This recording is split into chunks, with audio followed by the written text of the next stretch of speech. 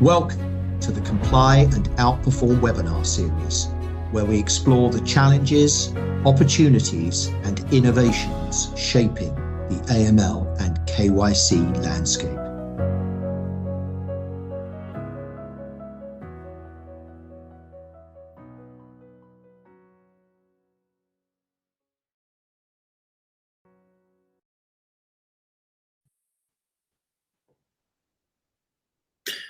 Hello, everybody, and welcome to this session. Great to have you with us.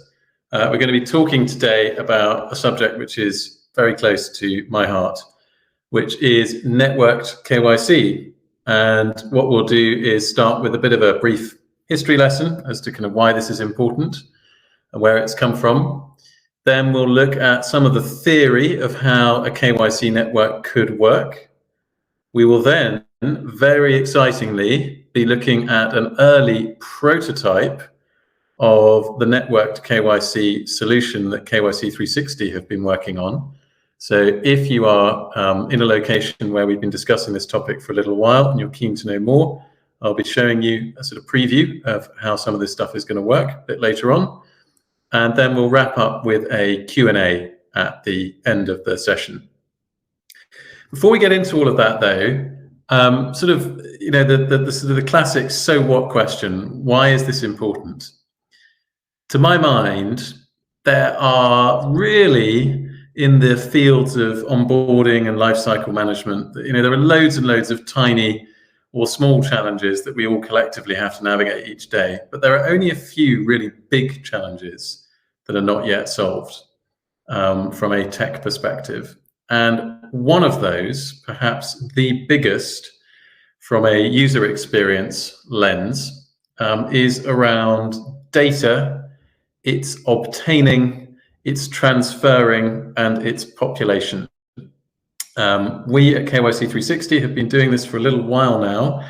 And while we've made huge strides, as our customers have, in some aspects of data collection, making that an easier, slicker, more automated process, there remains an outstanding unmet challenge, unmet need around how you effectively transfer data from one location to another, particularly between service providers.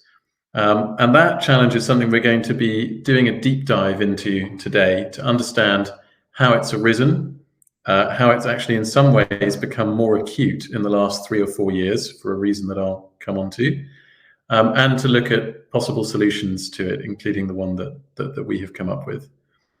Incidentally, before we go on with that, sort of other challenges that I perceive, let me know if you disagree. So one of the big difficult challenges is the effective monitoring of structures for changes through links into corporate registries. That's something which has been nearly here for a long time, but never quite ready. We work with quite a few different data providers at KYC360, and apologies if any of the representatives from those providers are joining us, but I have not yet seen one that has really cracked this challenge of being able to take your hands off a corporate structure and just magically know when something has changed on it. In some places, in very limited use cases, it's possible, but we're a long way from a universal solution there. So that's one. And then the other challenge, which I think is perhaps the biggest prize in the area of onboarding and remediation, is avoiding keystrokes altogether for new clients in some scenarios. So this would be where other means of populating application forms can be used. For example, client uploads a document at the beginning of an onboarding process. That document is read by AI, and the AI is able to draw sufficient inferences from the document to populate all or most of an onboarding questionnaire, saving the client the bother. I think when we finally get to that point, we'll have achieved something very special. But meanwhile, we are in the world of transferring data between service providers.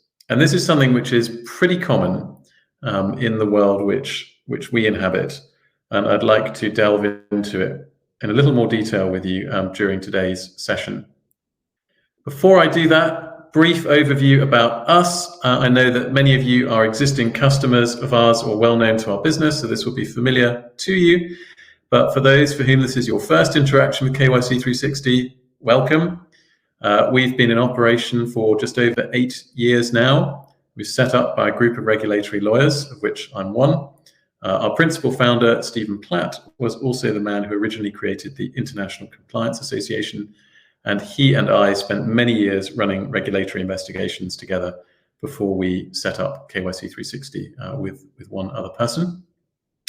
Since we were established, we have been fortunate to have a large number of customers place their trust in us for screening, digital onboarding, and lifecycle management. We have over 1,000 at the last count across over 80 countries, and we do our best to keep those customers happy.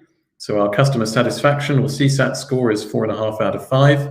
Our retention rate year on year is 97%, and we get good feedback on our implementation projects that we do for customers.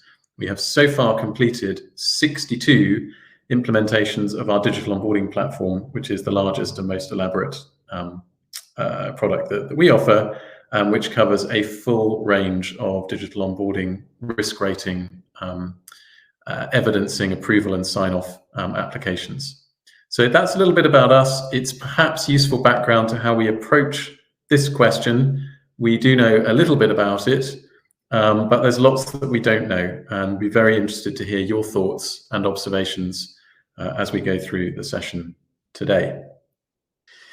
All right, so I thought we could maybe start with a bit of a history lesson here, because I indicated that for a particular reason, this question of networked KYC, by which I mean the ability to share data on clients securely and electronically between different service providers, has become more salient and not less in the last few years. And there's a very important reason for that, which resides in the so-called reliance regime. This is what it's called in most locations. Depending on where you're dialing in from, you may have a different term for it, but I think you will recognize it if you work in the compliance side of the firm, regardless of what it's called. And in essence, the reliance proposition is that if you are a service provider who often works with other service providers in order to collectively onboard a client, let's say that you're a trust company and you get referred business by law firms, and the law firm has previously onboarded that client. Or you're an insurance business and you deal through a network of brokers or agents, and they've previously onboarded the client. Often, at least in the past, it was pretty common for you not to need to hold CDD on those clients yourself if your partner held it instead, so the firm referring the business, subject to a few safeguards. So essentially, you could rely, hence the name of the concept, on the customer due diligence measures that have been undertaken by your partner or obliged person, as they are sometimes termed, in satisfying themselves as to who this client was and what their risk profile might be. So you were permitted to place reliance on the work that they had done, and as a result, to obtain little in the way of independent CDD yourself. I'm obviously massively oversimplifying here, and there are lots of edge cases and other considerations, but in short, that's basically how reliance works. So it means that if you are downstream in a chain of providers, you're not necessarily obliged to hold CDD on all of your client relationships yourself, as long as your partner, the obliged person who's referred the business to you, does have the CDD and is able to produce it to you, and you've taken some steps to satisfy yourself that they are sufficiently robust in their collection of that CDD and also in the storage and retrieval arrangements for it, so that you can lay your hands on it should you need to. And of course, as always applies with these regimes, even though you're allowed to rely on the other party, you cannot outsource your overall ultimate responsibility for the CDD. That remains on you.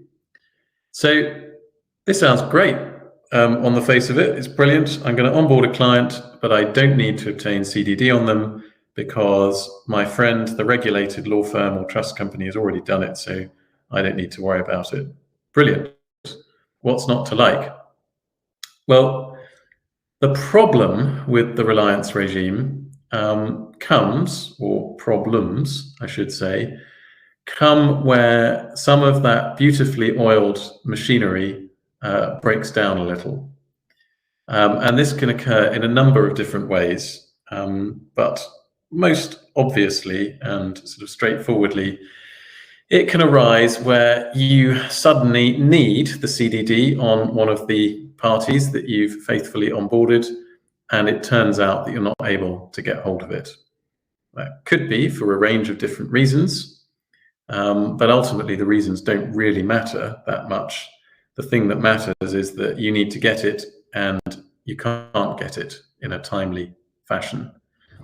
Some instances that we've seen out in the market include obliged persons, so the party that is holding the CDD on your behalf, either not having collected the correct information when they started the relationship, or having a different risk appetite, meaning that they've collected some of the information that you would need, but not all of it, or having collected it but not kept it up to date, or not having stored it in a way where they can easily lay their hands on it. For example, maybe it was all done a long time ago and it's now in hard copy in a box file in a former mushroom farm somewhere, and someone's got to physically go and look for it. Maybe it wasn't indexed very well when it was sent off to the mushroom farm in the first place, so that you run out of time in your target to retrieve and access the information to meet your regulatory audit expectations. Or at worst, you could have a situation where your obliged person doesn't have the CDD for one reason or another. Maybe they've gone out of business and their records are not being properly secured. Maybe they've been taken over and the chain of continuity has been lost. Who knows? Who knows? The long and the short of it is, if you place reliance on the reliance regime and you're not able to get hold of the stuff that you thought you could in a timely fashion, or perhaps even worse, you do get hold of it and it reveals something different about your customer than what you thought the relationship was, then you find yourself in a difficult situation. And for this reason, among others, we have observed in several of the centers where we operate and have customers a declining enthusiasm for the reliance regime, if I can put it that way. And what makes it even more complicated is if you suddenly need to obtain CDD on a group of clients and they all come from one obliged person, you're effectively asking that obliged person to do an onboarding process for each of those clients. So if you suddenly need CDD on 100 clients, you are saying to your friendly trust company or law firm, thanks very much for this business a few years ago. It's been great. I now need you to do, without any remuneration or compensation, onerous onboarding forms for 50 or 100 clients and all of their associated parties, a request which quite often doesn't go down very well. And even if your obliged person is willing to help you out, they may not be able to do all of those 100 clients at once. It may take them a considerable period of time to get through them with the resourcing available. So for these reasons and more, reliance is, I think, most definitely falling out of fashion. And that creates a problem, because what the reliance regime did very well when it was working was to oil the wheels of commerce, if you like, and to make it easy and straightforward for a client of a group of insurance businesses, or an international finance center, or some other arrangement where there are multiple service providers involved, to have a pretty easy and slick life of things. So a client could probably provide most of their CDD once and then not have to worry too much about it for any other service provider that might be involved in the chain, because reliance would permit most or all of that information to be relied upon rather than having to be re-provided. So it was good for the client. It's also pretty good for the service providers because it avoids lots of rekeying of data that you've already obtained into a form. So you've got it already from the client. You might have once rekeyed it into your core platform. You then might have to rekey it again into an onboarding form for the service provider that you're referring the business to.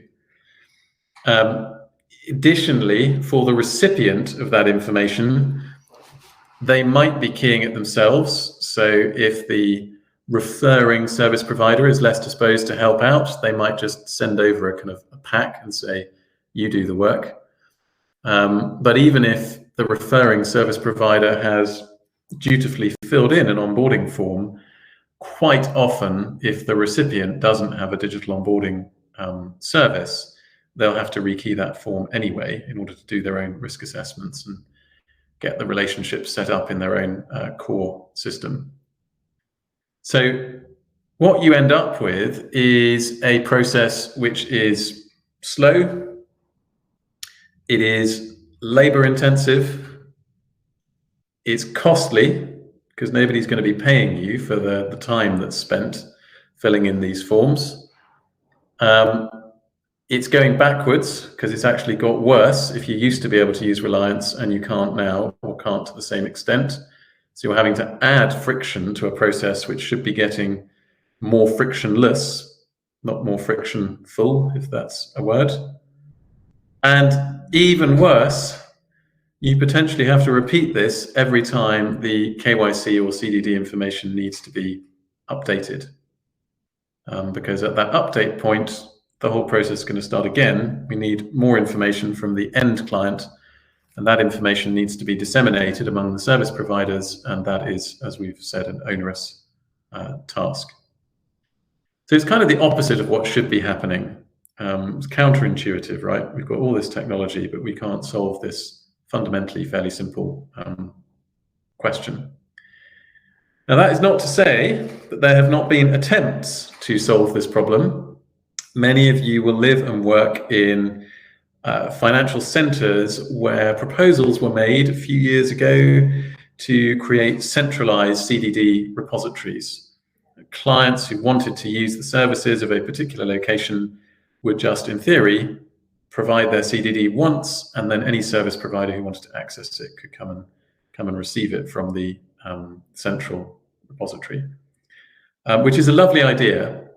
But unfortunately, I don't think really got off the ground anywhere for anything more complicated than kind of individual investors or kind of retail banking clients. Anything that's a bit more exotic or involved, we just haven't seen examples of that model working well for all sorts of reasons, which probably don't need to go into right now. But suffice it to say, it's more difficult than it looks or sounds when you first propose it. There are many questions that need to be addressed.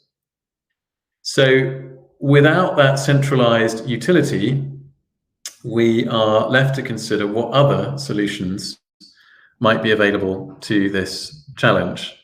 And if we want to taxonomize the challenge, we can see it through this image you can hopefully see on the screen, which is a kind of simplified version of a journey between a client and a number of service providers in a financial center. So this is an example. It's not the only flow that could occur. There are others, but it involves a law firm, a TCSP, and ultimately a bank in a chain, all of whom are providing some services to this end client. The bank by way of creating accounts for structures which have been set up by the TCSP on advice from the law firm. These parties, incidentally, are not the only ones involved in this chain. You also have to think about the corporate registry, which needs to be kept informed of what's going on, and potentially more than one service provider at any one of these individual stages that needs to be concerned in receiving or sending data from one place to another. So currently, this is quite a manual process. It may involve repeated outreach to the client. It will certainly involve rekeying of data, particularly by the piggy in the middle in this network, who is probably going to have to rekey data from the law firm into their own core trust system, and then rekey it again into a bank application form, and the bank, depending on how organized they are, may themselves have to rekey that information into their system in order to get a risk rating and open an account. And the result of all of that is not only that the process is frustrating and manual, it's also quite slow.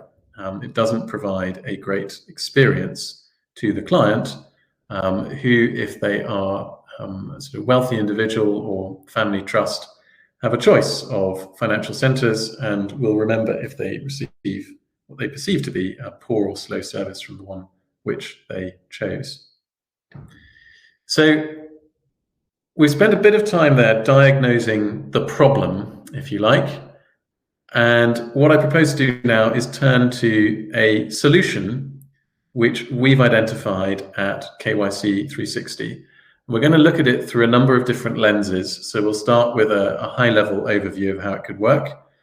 I'll then share with you some more practical considerations about how this can and should operate, culminating in a video presentation to showcase some of the existing work that we've been doing, followed, I very much hope, by your input in Q&A to round up. So that's the plan. So how could networked KYC help to solve this problem? I suppose the starting point is to explain what networked KYC is. So I mentioned earlier that there had been attempts to make it easier to share KYC by setting up central data repositories that any service provider could call upon. One of the reasons that those did not work was because people were quite reluctant to share their data with a provider agnostic utility. But there were other reasons as well, not least around service standards, privacy, accessibility, and so forth. At KYC360, we take a slightly different view of how this could be done. We think that the most logical way for this to happen is in a point-to-point model, where a client that is being onboarded by a network of service providers who all ultimately need to collaborate in order to deliver the output that the client is looking for, is able to provide permission, informed consent to the sharing of their KYC information only between those named service providers. So it is not a general authorization to say you can share it with anyone. It's a specific authorization to say, you've mentioned that if you advise me on how to structure my money, you might then recommend a panel of 2 or 3 trust companies and 1 or 2 banks. And I hereby give you permission for all or some of those parties to have my data from you. So that is the very, very important first step. None of this is done without the client's knowledge and permission, which is documented so that everyone keeps themselves the right side of the Information Commissioner's office. The next stage is how that sharing could take place. And here, I think it's helpful to think about KYC information in 3 buckets, if you like. So the first bucket is you have data. This is sometimes called information. So this is if you like, the fields in a questionnaire. What's your name? What's your date of birth? What's your address? What's your occupation? Where do you live? All these sorts of things. That's the information that needs to be shared. And that information is what will be used by any recipient to risk rate your relationship and also to identify you as a prospect. So bucket 1, information, let's say. Bucket 2 is evidence. So the evidence is the documentation which confirms the information. Information is a statement of what is known about the client. The documentation is the proof, if you like. So for an individual, this is going to be identity documents. It may be proofs of income or wealth or residence or other characteristics that relate to that individual. And for a corporate, it will be like documents, but for a legal person. So that's the second bucket. The third bucket, which sits alongside both of bucket 1 and bucket 2, is audit. And this is actually in some ways the most important part, because in obtaining or receiving information from another service provider, to avoid utilizing the taxonomy or effect of a reliance type regime, it is necessary to understand and to be able to evidence exactly when, how, why, from whom each piece of documentation or piece of information was obtained. And this is for a pretty obvious reason, right? There's a world of difference between a client, let's say it's me, filling in an application form with a law firm, and the law firm sharing my completed application form with a trust company on the one hand, and on the other hand, a law firm filling in an application form on my behalf and sharing it with a trust company. And the difference, I think, is obvious, that only in one of those two scenarios has the information provably come from me, as opposed to from someone interpreting me or filling in questions, sort of answers on my behalf. So that bucket of audit is really important and sits alongside the information and the documentation. So that being said, how will Networked KYC help to solve my problem? If I've been onboarded by a law firm and I've given my consent to say, yep, I agree that law firm, you can share my information with trust company B and bank C, then using the networked KYC concept, the law firm can, if it's a user of the KYC360 onboarding platform, share the data that has been obtained from me with the trust company and the documents and the audit. What is even better is if the trust company is also using the KYC360 platform, that sharing can be done in such a way that when the data and documents are received, they cause the opening of a new application at the trust company, which is populated with the KYC information from the law firm. So trust company are not having to key any data here. They are receiving data from the law firm with its accompanying audit, and they're using it to populate part of their own onboarding form.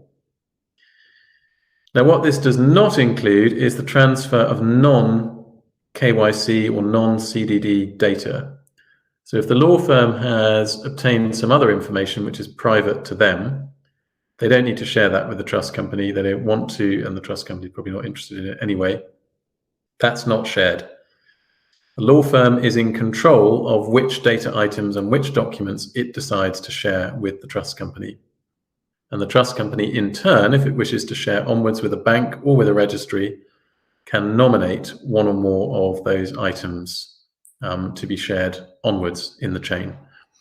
In so doing, the original audit history is preserved, so the evidence of how and when the data was obtained is preserved. And this has some pretty startling potential benefits, one of which is that if you consider the elapsed time to move from the left to the right of this slide, from the law firm across to the bank and back again with an open account and relationship, this could be cut on some estimates by up to 2/3, because rekeying is not required either in sending or in receiving the data. In addition, the cost to serve for each party is reduced because that redundant manual effort's not required. And from a staffing perspective, there is also a benefit, because keying data into a form is not a highly skilled activity.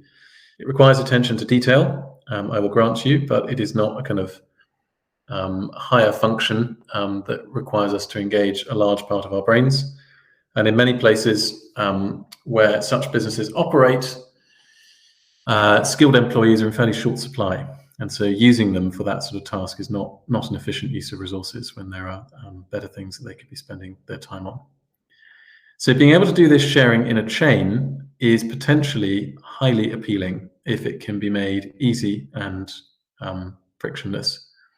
It also means that for the client, there is less likelihood of them being asked to repeat any KYC information that they've provided to the initial party, because it's still obtained, it's still valid, can still be used, and therefore doesn't need to be obtained again from them.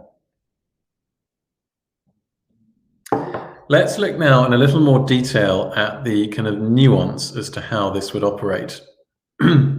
So the starting point is fairly simple. There's a series of steps that we need to go through. The first is that, and this is absolutely essential and built in as a safeguard to our system, consent needs to be obtained and documented from the client for any sharing that will take place. As an individual, you are sovereign over your own data. You can do what you like with it. You can consent to pretty much anything in relation to it. But until you've provided that consent, and on an informed basis, woe betide anybody who takes your data and distributes it to someone else without your permission. We, because of our heritage in reporting professional engagements, have always had a very keen focus on audit trails and evidence for how data was obtained and what was done with it. And we've applied that focus here to ensure that the capture of consent is something that is done in such a way that it is inerasable, if you like, from the client record and unambiguous. If it's necessary to re-obtain consent at certain points, that can also be catered for. Once that consent is obtained, as a service provider, you can't just go spamming other service providers. It's a little more formal than that. You make a request to them to say, in essence, hey, Bank C, I've got a potential client for you here. Are you interested? Here's some summary information on that client. The bank says yes, then you click send and you provide a packet of data, documents, and audit to the bank. And the bank can open that packet. Think of it as like an email with attachments, but it's a little more kind of knitted together than that. And in opening that packet, a new onboarding can be created to start processing this lovely new client who's been referred to them by the second service provider. So there's a series of steps that the process goes through, and consent is at the heart of it and absolutely non-negotiable. It won't work unless that has been obtained. In terms of how this information is shared, there are some additional important principles to bear in mind. And this is absolutely vital for getting comfortable as to why it is reasonable for you to use data that has been transferred in this way, or evidence that's been transferred in the same way. So the first principle is that the information provided must be what we call whole, and that means it has not been edited or amended by the service provider that obtained it. You are getting it in the state that the client provided it. And that's really important, because what you want to end up in is to be in the position where you have exactly the same data and exactly the same confidence as if you yourself, your organization, had obtained this information directly from the end client. So there is no messing with the data. It has to come to you in its original state. The second thing is that the information and evidence must be what we call sole. And what we mean by that is that it comes as information and as documents. It does not come with any kind of judgment attached to it. So no risk rating or scoring is shared from one service provider to another, because you've all got slightly different risk appetites, and you also have an expectation of confidentiality over your risk models. So we don't provide the kind of output of the data, we just provide the data itself. And that is then run against the risk model of the recipient in exactly the same way as if the recipient had obtained the data themselves. So there is no difference in treatment from a risk perspective to a client whose data has come to you via the network versus a client from whom you've obtained the data direct. The risk scoring is all yours. And by the way, that extends not only to information and documents, but even to things like electronic ID and V. So if two of the providers in the chain are both using the KYC360 platform and one of them has obtained an electronic ID and V of a client, we can share that ID and V, the actual data that was obtained during the process, with the receiving service provider. But what we will not share is the conclusions arrived at from that data. And that is because in the platform that we operate, you can calibrate your electronic ID and V process to decide what will constitute a fail and what will constitute a pass for EIDV purposes. So if you're using EIDV and you're in a network, you will receive an image of an ID document, you'll receive a selfie of the submitter. You will not receive any value judgment on those things. That value judgment will be applied once that information arrives in your organization, and it will be your values that are applied to it. So you will be in, again, the same position as you would have been had you just issued the invitation yourself to the prospective client to complete an EIDV process. It is your risk appetite that is going to determine what you do with the application, not somebody else's. And the third principle, which I've touched on in relation to the buckets of information provided, relates to audit. We love audit.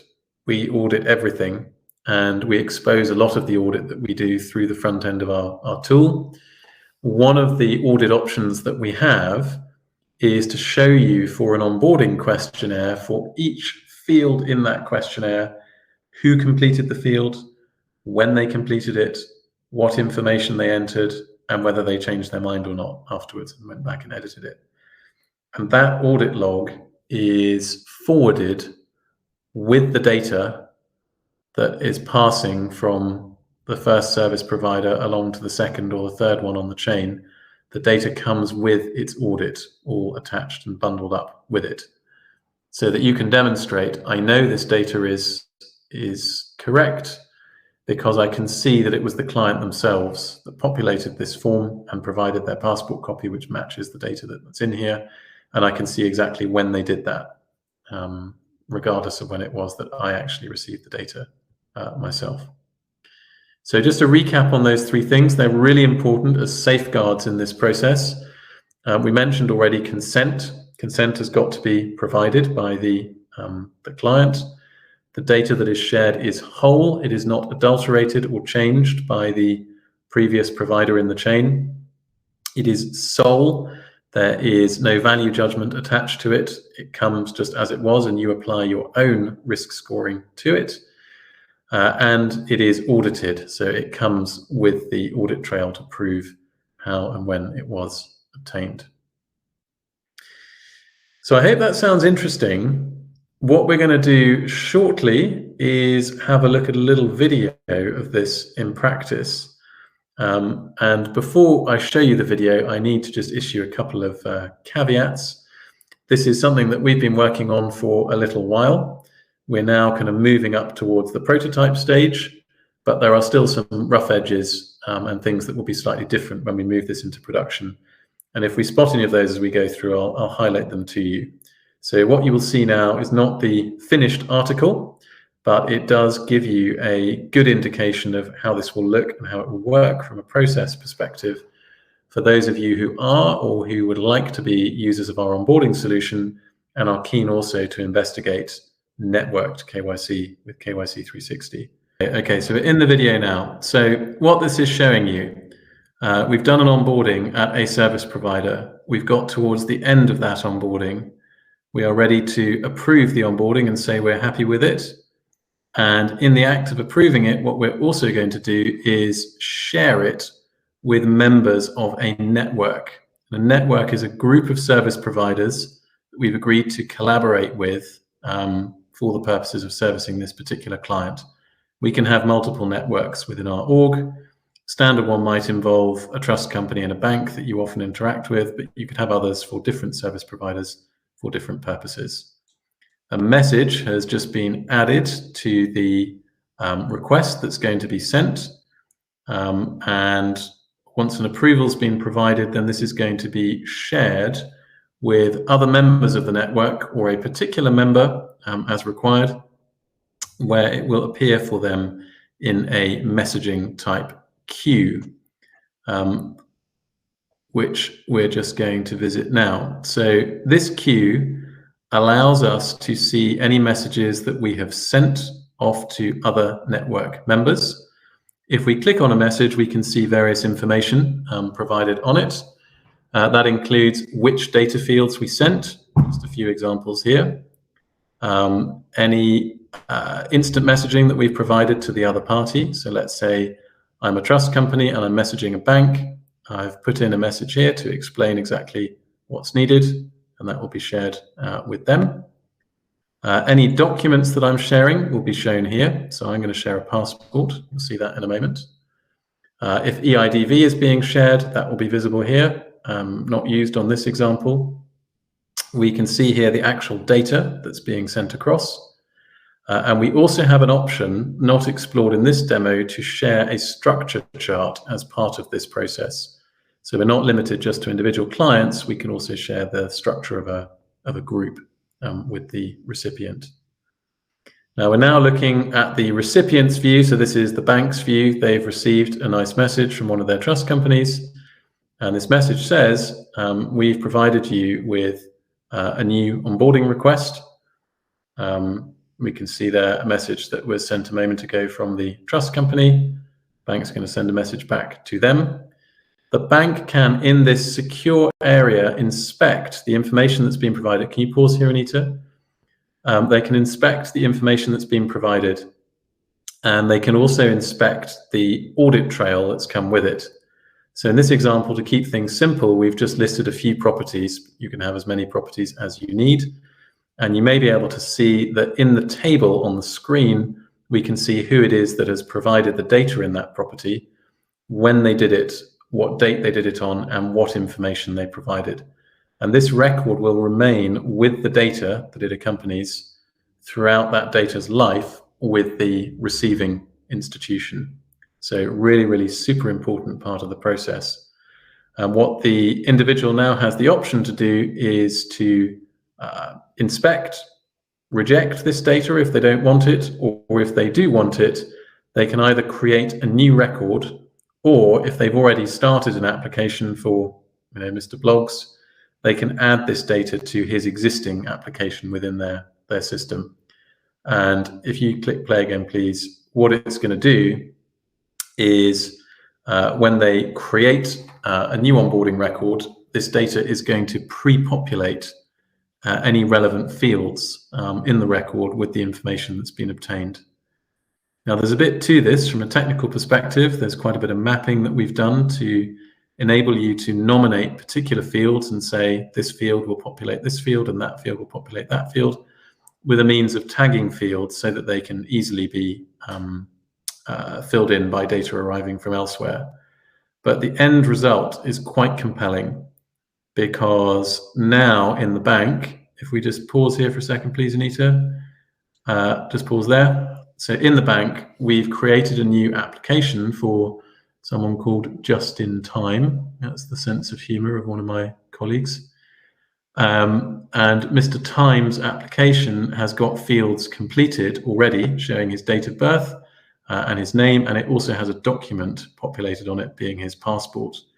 Now, we kept this really simple for the purposes of today, but you could have 50 fields that have been pre-populated from one service provider to another, and multiple documents as well. You're not limited to just one of each kind. So if we hit play again, there are some fields here which weren't shared because they are particular to the bank. The bank is going to fill those fields in. And once they've done that, they can then progress this onboarding through their own normal onboarding process. So I've done that at a rate of knots, and this will probably make more sense for those of you who are already familiar with our onboarding platform. But essentially what's happened here is that one service provider has finished an application from a client. They've then shared some of the fields from that application with a second service provider. The second service provider has received a packet of data, which they've been able to inspect to see what it is. And upon deciding that they are willing to accept that data and that application, they've been able to then automatically create a new onboarding for Mr. Just-in-Time and to populate some of that onboarding with data provided from the first service provider. And that means that if the first provider is a trust company, they have not had to fill in a bank application form, because instead they've just shared the data they already had with the bank. If you're at the bank, they have not had to receive an application form because they've just in their internal view had fields magically populated for them, and they've also got documents provided to them to evidence what has been done. So still a little bit rough and ready this. There's a few kind of rough edges that we need to iron out, but in a few weeks we'll be doing a kind of second, more public unveiling of this to industry in a few different key locations to show you how a slightly more finished version might look. And we'll be very interested to hear your thoughts and reflections on it, because I think that this is a capability which is likely to only expand in its own potential applications over time as we bring within scope more and more things that you could share through it. Just to recap on what you can share currently, you can share data, you can share documents, you can share structure charts, you can share EIDVs, and you can share an audit log for all of the above with a receiving institution. So I hope that was exciting for you. We've got a couple more slides to get through, and then we're going to pause for questions. So if you've got any, please do fire them into the chat. One thing to sort of keep in mind is that the potential for this is not limited to opening new accounts or new applications. It also extends to perpetual KYC, that is refreshing data that you already have. If you are in a relationship that involves a chain of service providers, then it will be possible to nominate one of those service providers and make them responsible for doing the refresh activity, and the proceeds of that will be shared with other service providers in the chain to avoid lots of coordination being required and potentially multiple attempts to contact the client. And what this will mean for those who are using an onboarding service and also using networked KYC is that if you're in a chain, you will not have to rely solely on the client or other service provider helping you to populate elements of data in your onboarding questionnaires or forms. You will have the option of networked KYC to assist you with that purpose. Now, those of you who are in particular locations will have heard us, and in particular me, talking about this idea for a little while. We've sort of started thinking about this maybe 2 years ago. We are now very close to bringing it to fruition. We've got our working prototype. We've got a launch customer in mind who's excited to trial this with us. And we have a number of other customers of ours who sit within networks where it would make a lot of sense, in principle at least, to enable the data sharing that we're offering here. So what we'd love for those of you who sit in those categories is to hear from you either towards the end of this session or subsequently. Just drop an email into tomdevlin@kyc360.com about your thoughts, potentially your appetite, whether you think this is something that could be of use to your business. For now, what I'm going to do is pause the narration. I don't think that we need a recap because we've covered the material fairly comprehensively. So I'm going to pause for any questions that you guys have got, and would love, as indicated, to hear about your reflections after the session, if this is something which may be of interest to you. But for now, we're going to stop for any questions from the audience. Let me just navigate in my super duper presenter view into the Q&A panel to see if I can also see the questions. That's just kind of loading up for me right now. And pending its loading, perhaps, Anita, you could read the first question that catches your eye. I absolutely can. So the first one I've got here is, how does the tool guarantee GDPR compliance where the KYC originating from the EU is shared to a service provider which is not GDPR compliant? Is the KYC at all times held in a server in the EU? That is a good question. So in our own services, in KYC360's services, we host our services from 2 locations. Both are within the EEA. One is within the EU, and on that EU instance reside 99.99% of our clients. We've recently created a second instance in Switzerland, which is within the EEA but not within the EU, for Swiss clients who require data to be resident in that country. So unless you're dealing with a Swiss counterparty, you can be confident that the data is not going to be moving from an EU resident data center. It will stay at all times within our perimeter and firewall.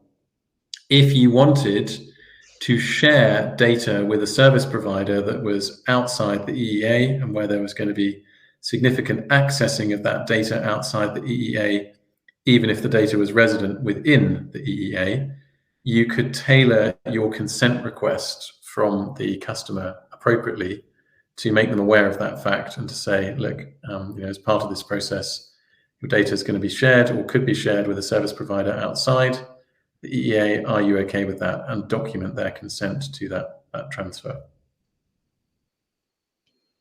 Excellent. Thank you for that. Next question up is, how does the application deal with the scenario where the KYC networked doesn't meet your verification standards?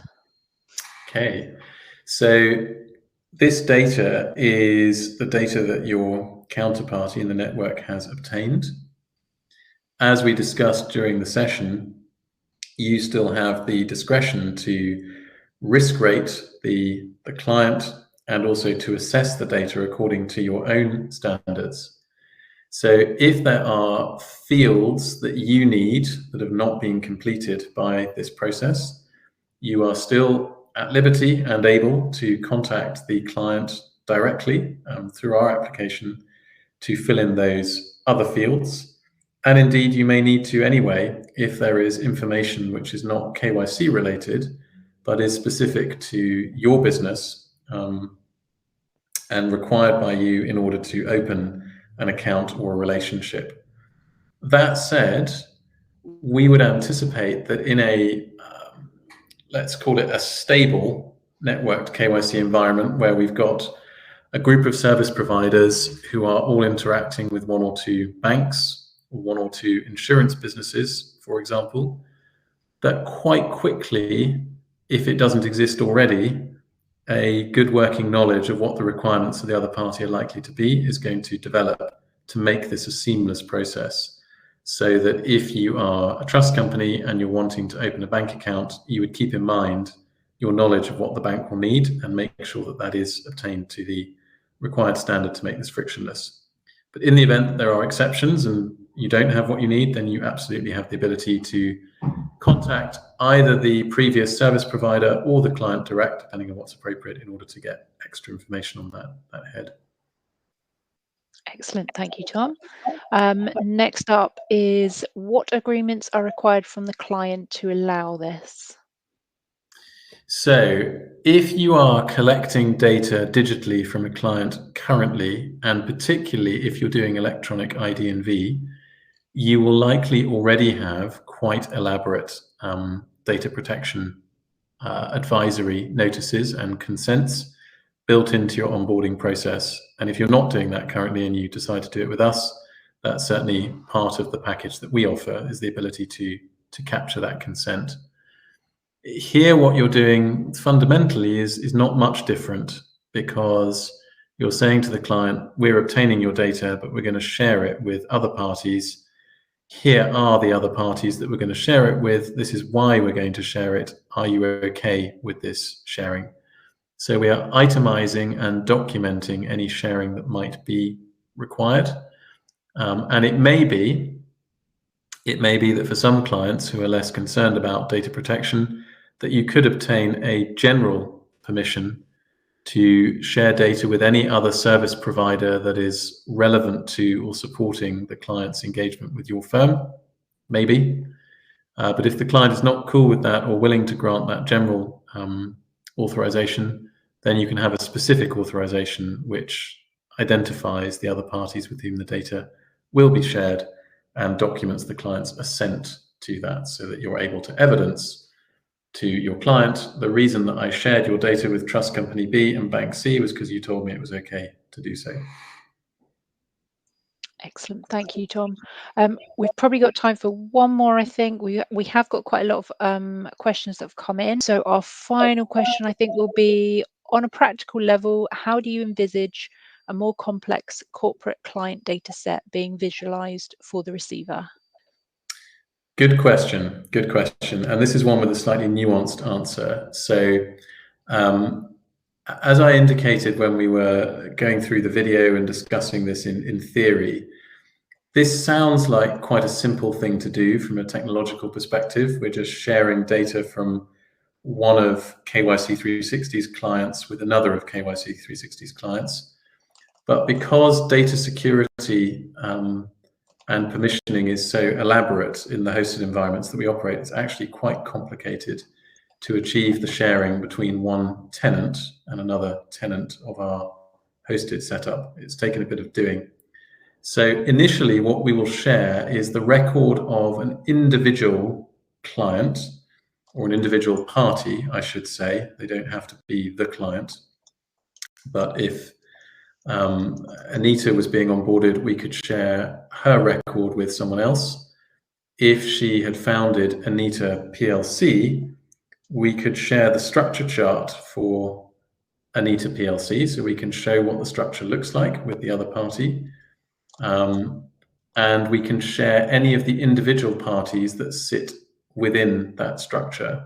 But what we can't do currently, and this is something that we will come to in the next phase once we've kind of proved the concept, is to automatically share all of the different parties within that structure chart in one single packet. And the reason for that is, as I indicated, there's a bit to this.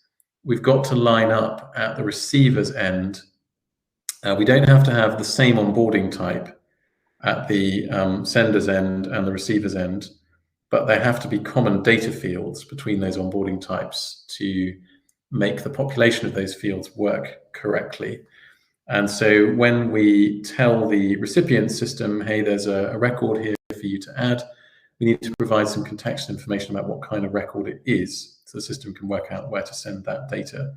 This is quite a complex operation. So we're starting with sharing one record between a service provider and another, together with the visual representation of the structure chart that record is attached to. If we see significant uptake, which we expect to, and as we work with the initial users of this capability to understand what's really important to them, one of the next things that we'll be thinking about is, okay, how do we elegantly share not only the visualization of a structure, but all of the underlying parties to that structure in one single transaction? So that is the goal.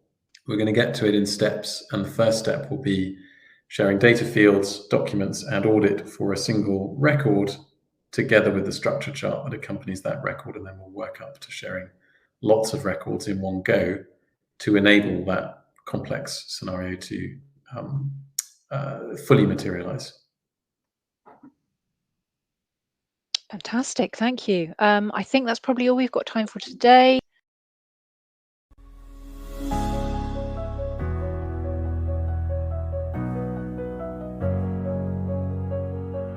Thank you for attending today. We look forward to welcoming you on our next Comply and Outperform webinar.